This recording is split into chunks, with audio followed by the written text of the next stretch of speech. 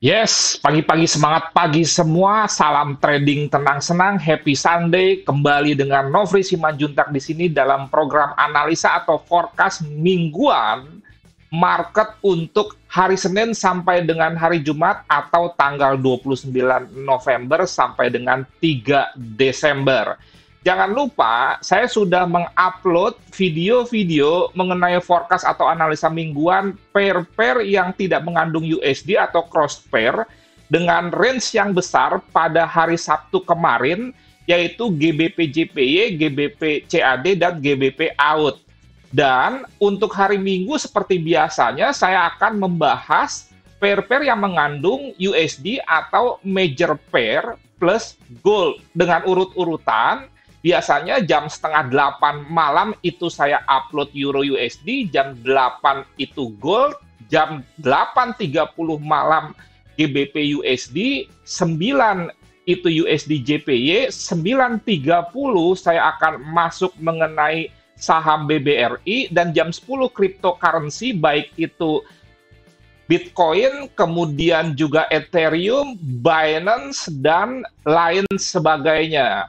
Oke, ada satu yang perlu saya sampaikan juga, bahwa dalam kita melakukan aktivitas trading, gunakanlah strategi yang tidak perlu Anda ngotot 100% profit, tapi cukup 70% saja. Artinya misalkan, dari 10 kali entry, Anda profit 7 kali atau 6 kali, dan loss 3 atau 4 kali, dengan catatan risk and reward atau perbandingan SL dengan TP-nya berimbang atau 1:1. Umpamanya, kalau Anda misalkan profit 50 pip, loss juga 50 pip. Jangan sampai profit 50 pip, loss-nya 100 pip.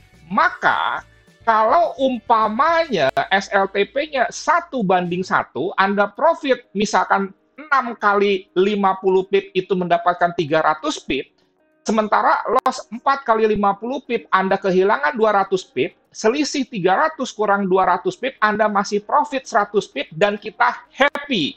Karena di dunia ini tidak ada yang pasti, demikian juga tidak ada kata atau kalimat pasti profit dalam Anda menggunakan metode apapun. Milikilah mindset yang benar. Oke, sekarang kita langsung membahas mengenai Euro USD serta dolar indeks.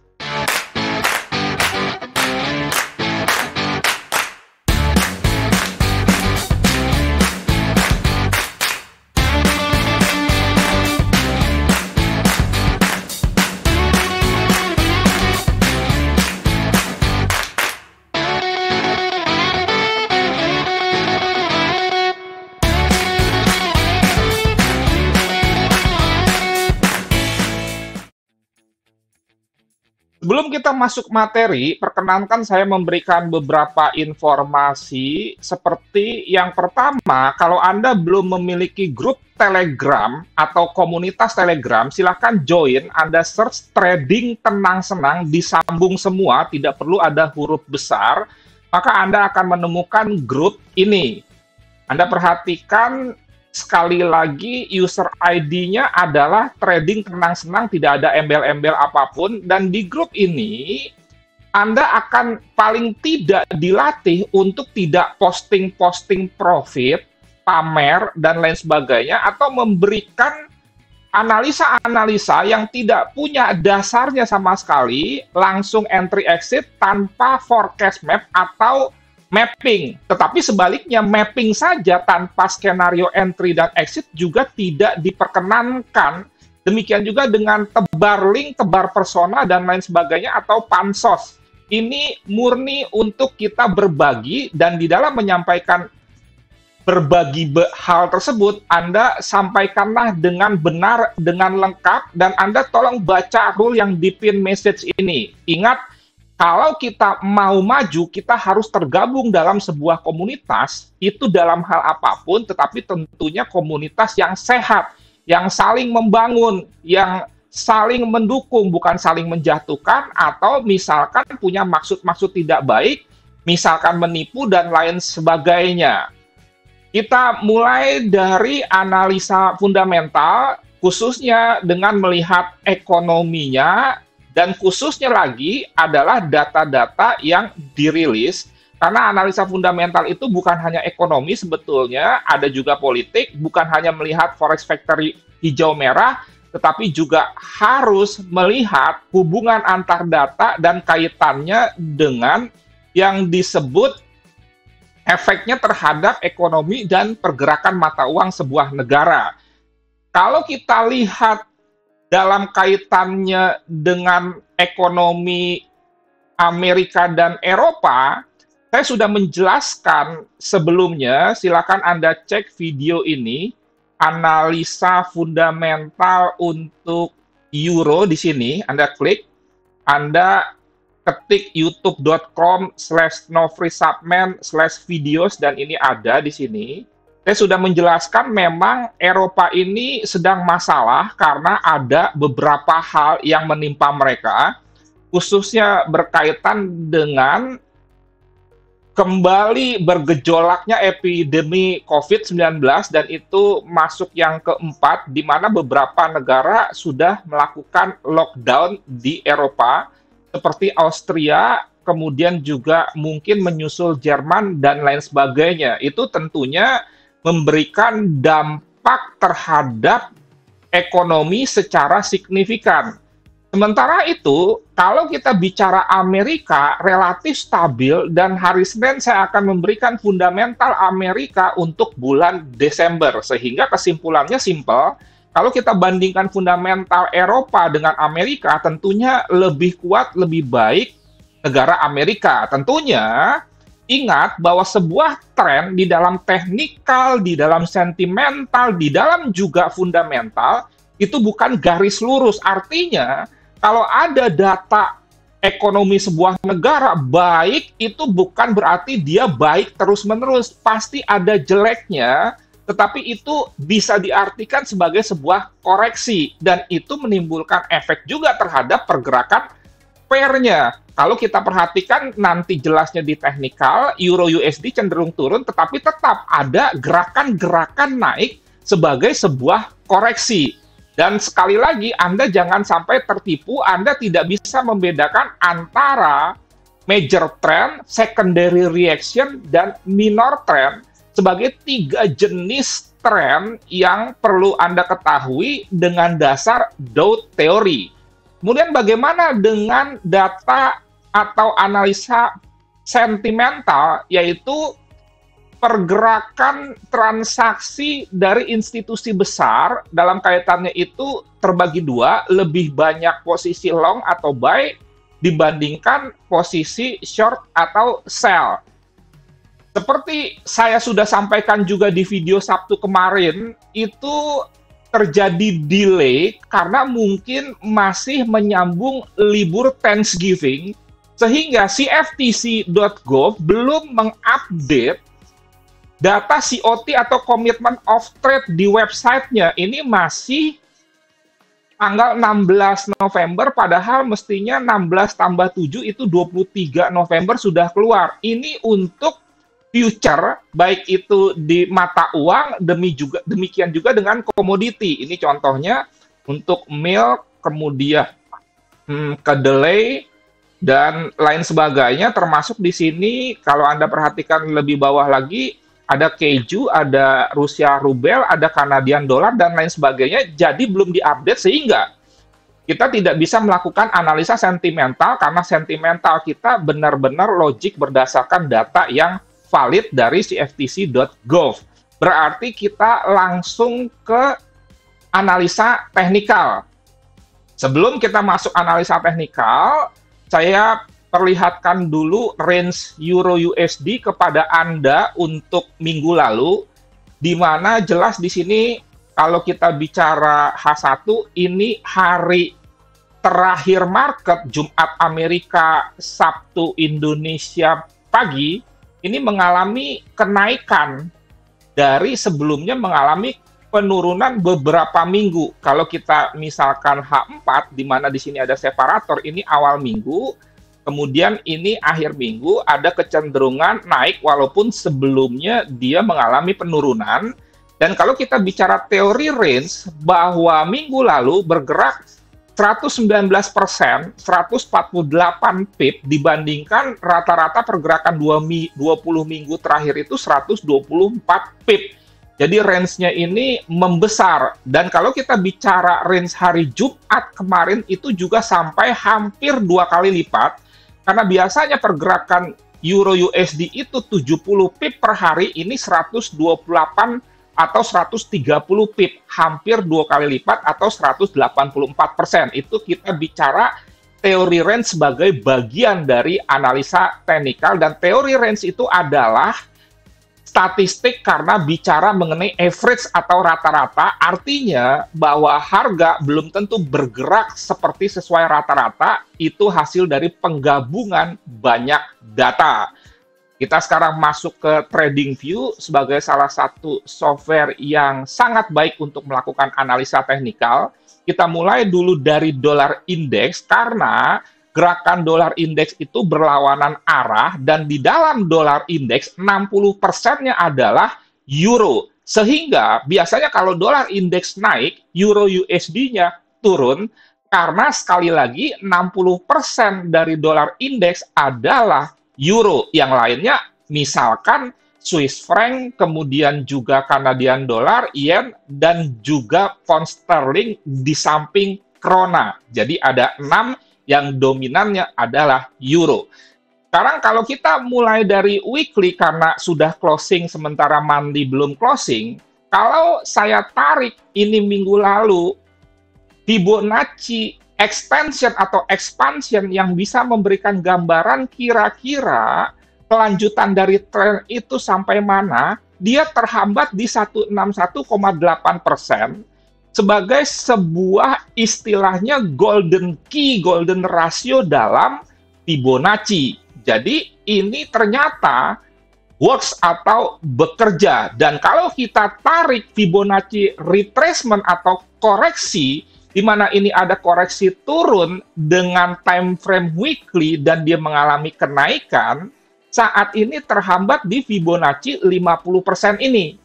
Sehingga ini ada kemungkinan dolar kembali terkoreksi, tetapi di satu sisi karena bagusnya data-data ekonomi, dan jangan lupa bahwa minggu ini adalah minggu pertama, dan seperti biasa tiap Jumat pertama akan ada data-data yang diumumkan berkaitan dengan ketenaga kerjaan, baik itu yang pertama adalah NFP, dan yang tidak kalah bobot pentingnya adalah upah buruh per jam, dan di samping itu adalah tingkat pengangguran. Nah, ini semua prediksinya di sini kalau kita perhatikan bahwa tingkat penganggurannya ini diprediksi optimis menurun, sementara untuk non-farm payroll-nya itu turun tetapi tidak terlalu signifikan.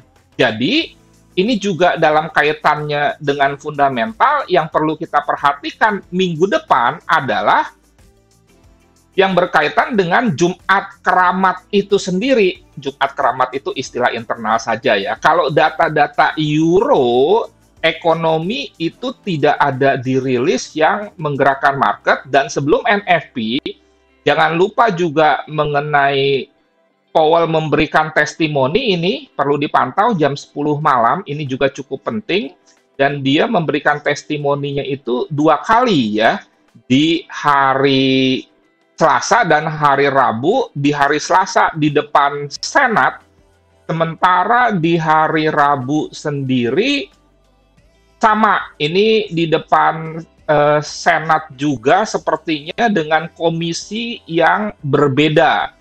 Dan di samping itu juga ada data ISM Manufacturing PMI.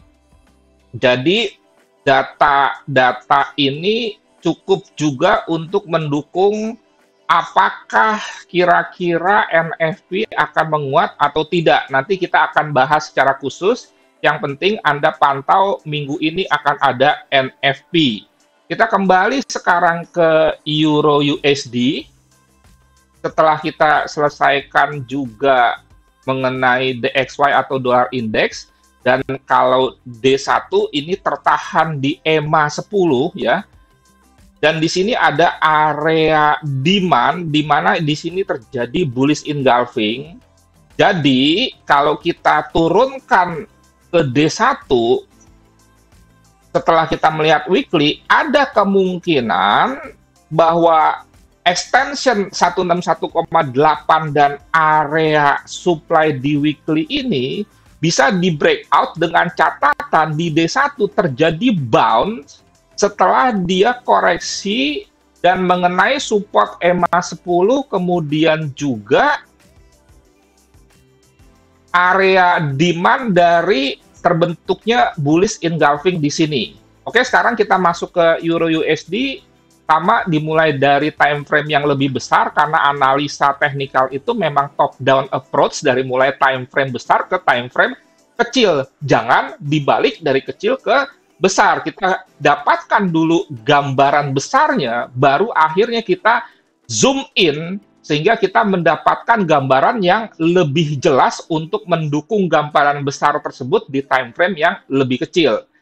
Oke, sekarang kita lihat ini terjadi penembusan ke bawah dari channel ini, tetapi akhirnya ada reaksi dan terjadi candle yang disebut dengan bullish pin bar. Dia masuk lagi ke sini, tetapi ini bisa saja seperti terjadi penyimpangan. Ini bukan berarti dia tidak jadi untuk downtrend kembali ya setelah dia menembus trendline bawahnya. Ini bisa saja terjadi simpangan, dan minggu depan, apalagi jika data di hari Jumat keramat tiga-tiganya bagus, maka bukan tertutup kemungkinan Euro USD akan melanjutkan penurunannya sampai ke sini, area 1.07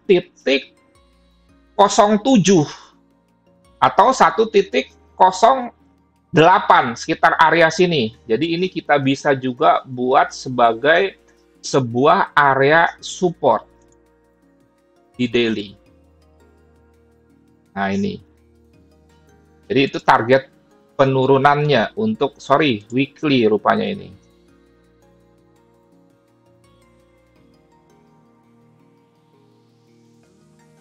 Ya, sekarang kita untuk mempersingkat waktu langsung saja ke H4.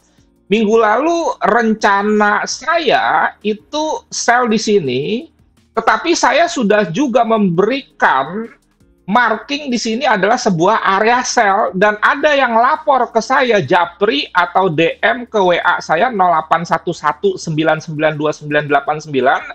atau juga ke Instagram saya, user ID-nya Novri_Subman, demikian juga ke Facebook Messenger saya, menyatakan dia sudah sell di sini pada hari Senin karena melihat memang saya sudah marking ini sebagai sebuah area sell dan dia mendapatkan profit di sini. Setelah itu dia buy sesuai dengan apa yang saya sampaikan dalam mapping ini.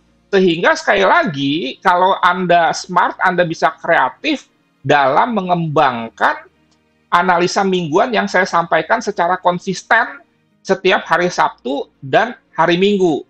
Nah, bagaimana untuk rencana ke depan? Sama saja, saya akan tetap melakukan aksi sell setelah dia ke sini, tapi dengan asumsi terjadi gagal breakout, artinya tidak ada closing candle di atas harga ini, karena di sini ada potensi membentuk pattern chart yang disebut double top.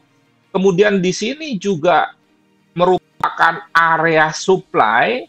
Di samping juga ini adalah Fibonacci 38% dari wave ini yang di D1 dari tertinggi ke terendah ini.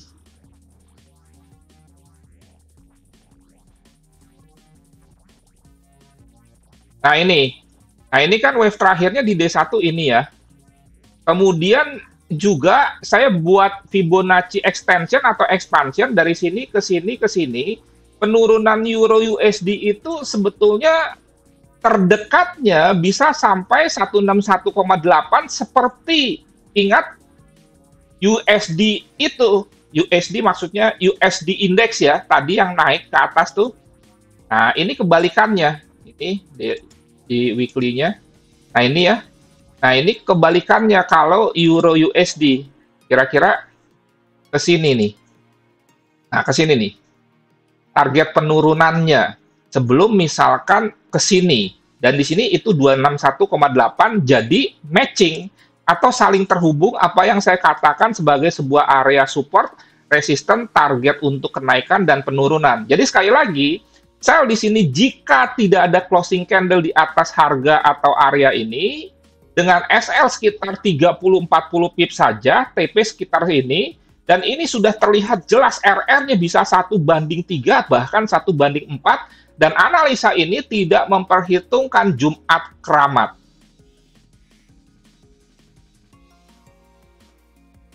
Oke, sekian, terima kasih. Jangan lupa Anda klik lonceng supaya setiap ada video yang baru Anda mendapatkan notifikasi. Dan untuk hari Minggu ini akan banyak video-video yang bisa Anda tonton.